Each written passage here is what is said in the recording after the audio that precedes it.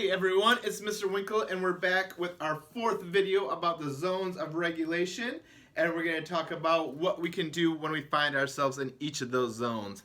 Today we have finally made it back to the red zone, and just a reminder, the red zone is times when you're feeling angry, maybe feeling like yelling or hitting or punching things. It seems like we might feel like we're out of control of our emotions sometimes. But we can control our emotions, and so today we're going to try to figure out how. So when I think about the red zone, I try to think about the reason why our body has those red zone feelings. Our body and our mind have reasons for all of the feelings that we feel, but especially the red zone, it's kind of like our body's emergency response system. Our body and our mind respond to when emergencies happen.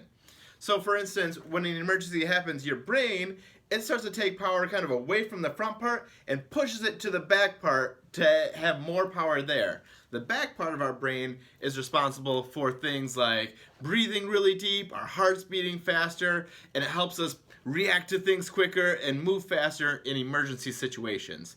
So some of our red zone feelings are built in to help us survive emergency situations. So sometimes when our body goes into the red zone, it's like, emergency, emergency!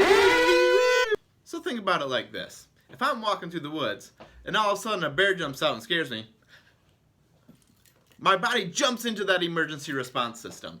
The power from the front of my brain goes away and it goes into the back of my brain, and that takes away thoughts like, oh man, when's my mom's birthday again? Or did I do my homework today?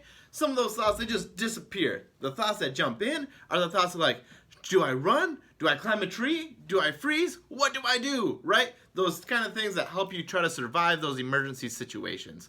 So these emergency responses that our brain has are good things. It's just that sometimes we need to learn how to control them, and sometimes our brain jumps into that emergency response even when it's not a real emergency. But it's something that we need to learn and practice just like everything else. So, like when we're at school, our brain might accidentally jump into that emergency response system even when small things happen, like when somebody cuts you in line. I want to be first in line. No, I was first! Or sometimes when somebody calls you names, even if you don't know what they mean. Give me that back, you ninny muffin.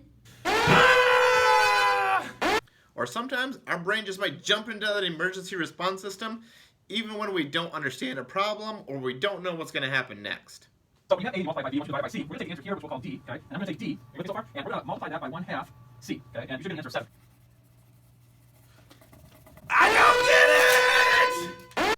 But when we are in an emergency situation, sometimes when our brain takes power away from the front part of our brain, it also takes away the ability to think about what's going to happen next. Sometimes we just stop thinking about what's going to happen if I punch this glass, or what's going to happen if I say this really mean thing to somebody I care about.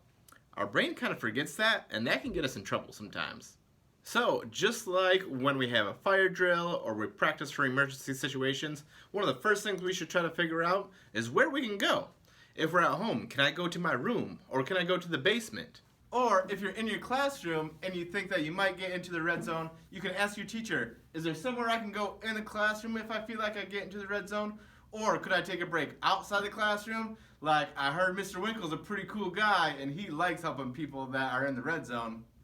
Another big thing we can do when we're in the red zone is just stop. Remember, our brain might be in an emergency situation, even though it might not be a real emergency situation around us.